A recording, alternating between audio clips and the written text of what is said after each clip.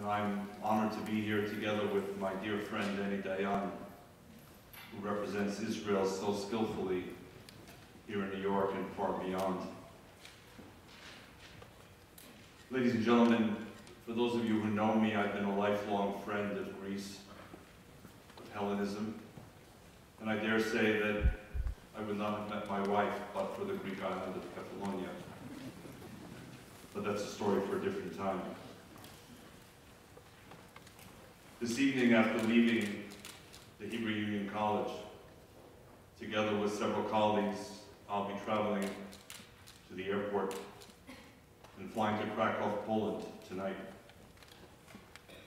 On Thursday, we, AJC, will be accompanying as many as 60 world Muslim leaders in what has become the most senior Islamic delegation ever to visit Auschwitz or any Nazi death camp. They include leaders from Saudi Arabia, from throughout Asia, North Africa, Europe, and the United States. And the urgency of this visit becomes only more obvious as time passes. And as I watch these young people in Greece, and our friend, the General Secretary of the Ministry of Education, who has done so much to advance understanding of the Shoah in Greece.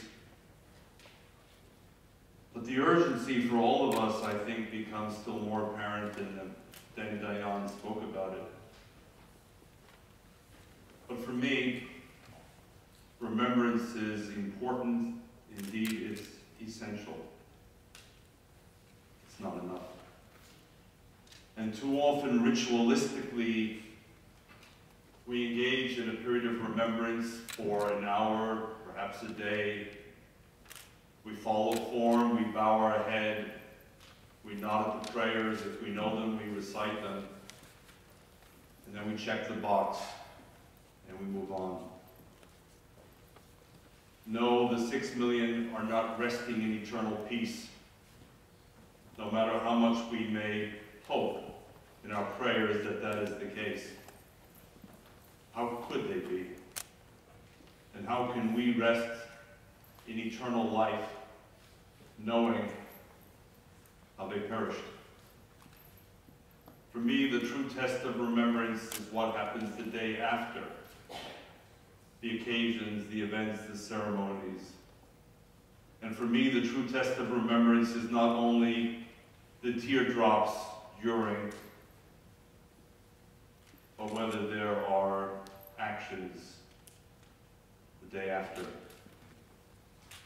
The true test of remembrance, yes, is to preserve and protect Holocaust memory from those who would, wherever, from the Golden Dawn Party to other fascist parties throughout the world, to those who would simply deny the Holocaust for whatever religious, political, or ideological reason from whatever source. Yes, we are guardians against Holocaust distortion and denial, but that's not the end of the story. It's only the beginning of the story. The story, as Danny Dayan said, is how do we deal with living Jews? We can all cry tears over dead Jews, and we should and we must, but we will not restore them to life.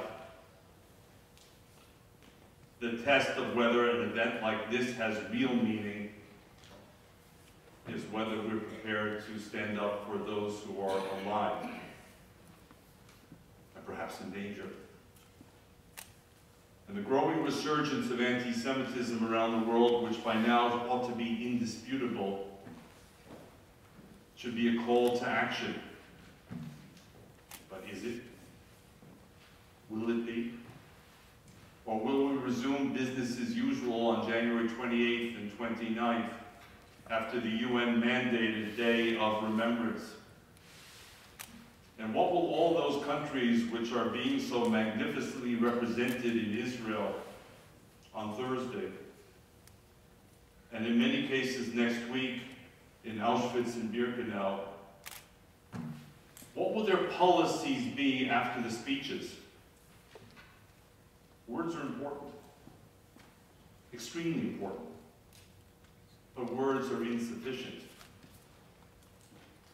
The test will be how many more Jews will have to be killed in the name of anti-Semitism for the world to wake up and respond appropriately. It should not have taken us years and years and years to adopt the International Holocaust Remembrance Alliance working definition of anti-Semitism. And without it, we don't even have a standard definition of what it's about. But how many European countries to this day have still not adopted it? And by the way, adopting it is only one step. Adopting it without implementing it, again, becomes meaningless. And though Ambassador Dayan was unusually shy, I'll say what he did say. And how many people will continue to assail Israel while crying tears on Yom HaShoah? The two cannot be separated as some would wish.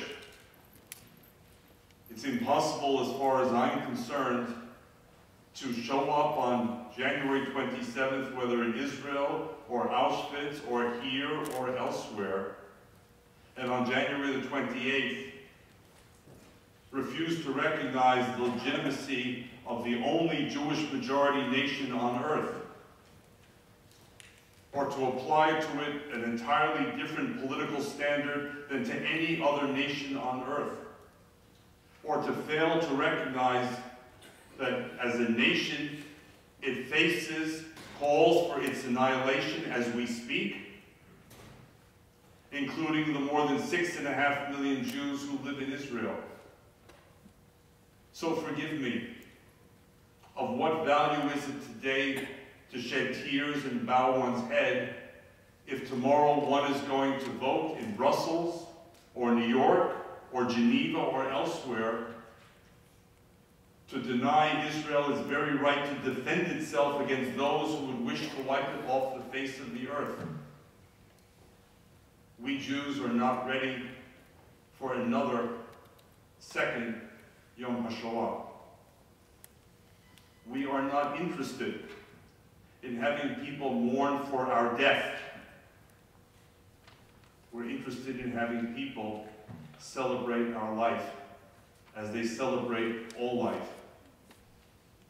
That's the goal.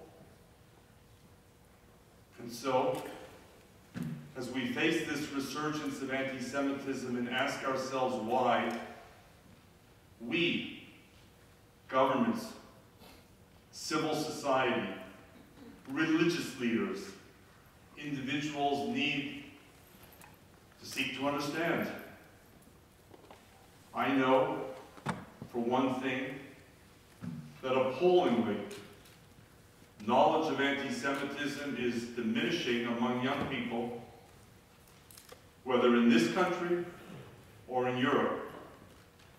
And much as I applaud what the Greek Ministry of Education is doing, and it's so important, it's still a drop in the bucket.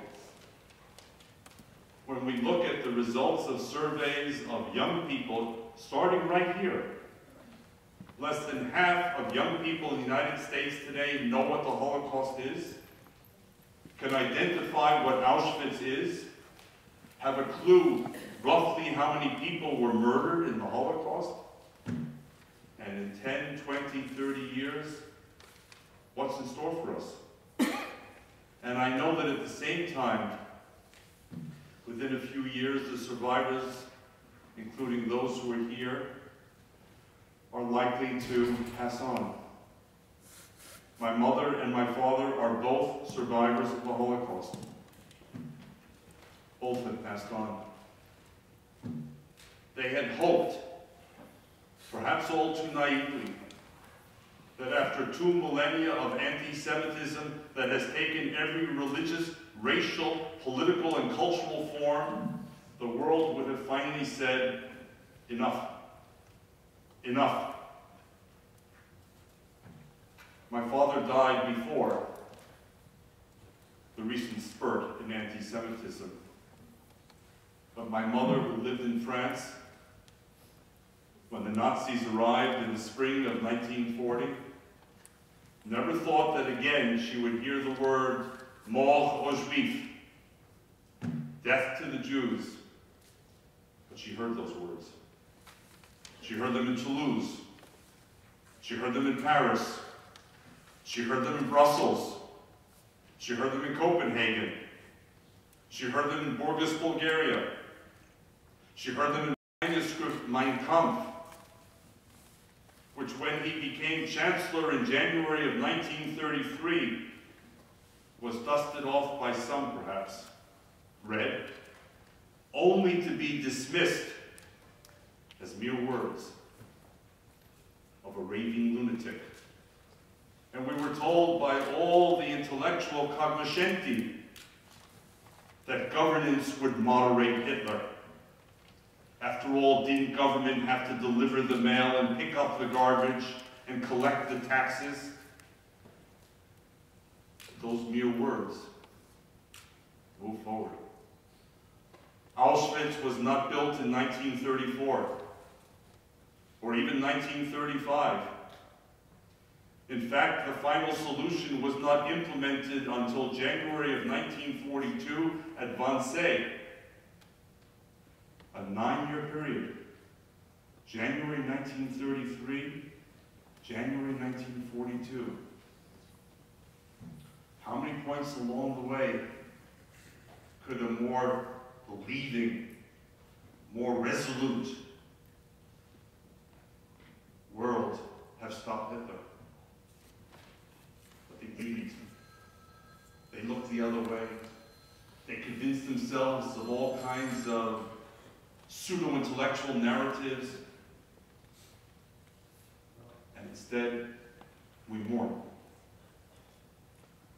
Who is going to remind the world in the years ahead of that slippery slope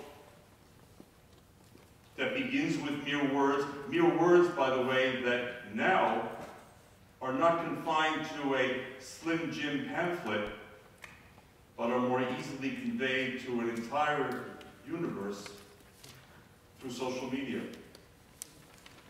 Who are going to be the filters as young people search the word Jew, or search the word Nazi, or search the word anti-Semitism without necessarily knowing what will pop up? Will it be serious, useful information? Will it be conspiracy theories and tropes? Who are going to be the filters? My parents are gone. All the members of my family older than me who survived the Shoah are gone, not to mention those who did not survive the Shoah. It's left to us. Literally. Literally. It's left to us because we cared enough on January 21st to come here, to be present, to be counted, unlike others who chose not to be here in a willful decision. It's up to us. And it's going to be very, very difficult going forward. We live in a world in which the very values of liberal democracy are under assault, in which the norms of the world in which we live are being challenged from all sides. We live in a world in which anti-Semitism has been given license on the right, on the left, and within, inside the Muslim world. It's coming at us from all sides. And my message, our message at AJC, if anyone thinks this is a uniquely Jewish issue, you fail to understand the central lesson of 20th century history. I refuse to call us the canary in the mine. which is usually what speakers invoke at this moment, because I refuse to die so that the minor can live. We've had enough of that role after 2,000 years. We're in this together. We're all in this together. Anti-Semitism may begin with Jews, but it will metastasize left unchecked, and it will destroy democratic society. And every minority community is at risk. We may be first, we're not the last. We're in this together. So I end by circling back to the beloved country of Greece. Some will ask at this point, well, wait a second, David, this is all pretty heavy. Why are you putting this on our shoulders? I'm only one person. What exactly is it that I can do? Well, first of all, none of us is one person if we stand together and link arms. None of us. But secondly, I look at someone like Archbishop Damaskinos.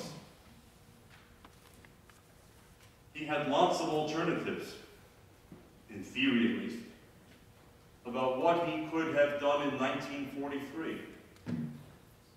Like many clergy around the world, he could have found any number of excuses or rationalizations or justifications to avoid confronting the Nazis.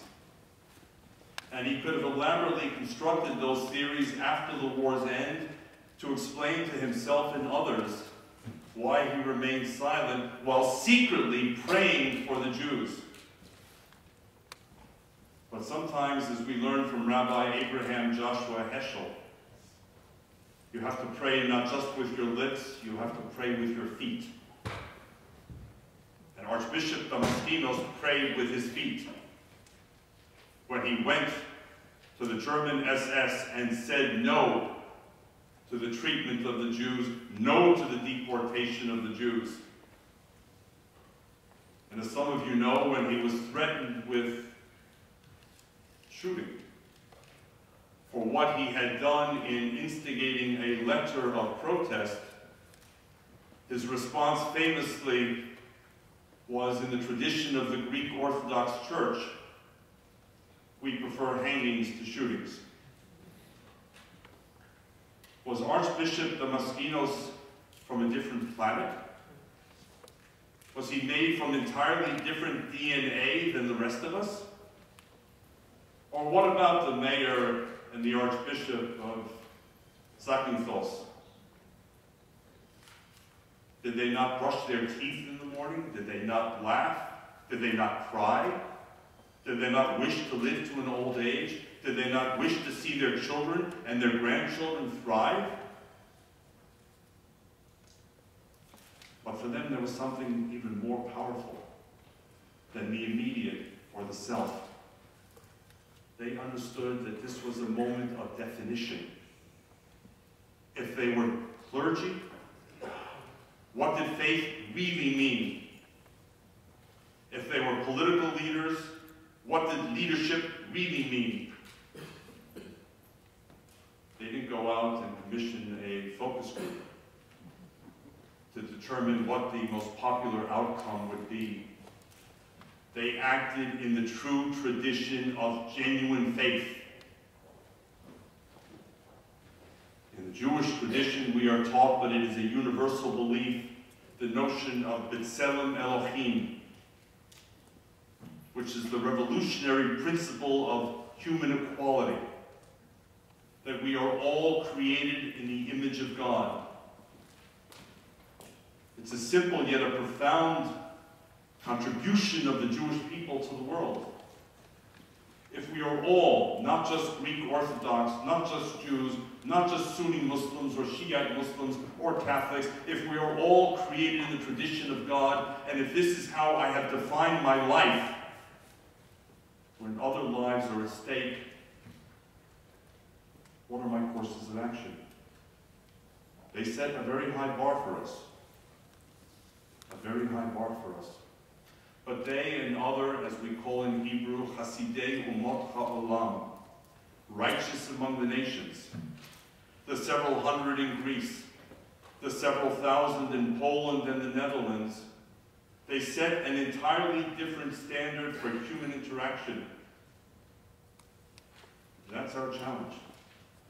And I believe if we're to fulfill the commandment of Zachor, remember, Lo Tishkach, do not forget, then ultimately the test will be not just what happens tonight, here, thanks to our friends at the Greek consulate, but no less importantly, where we stand tomorrow.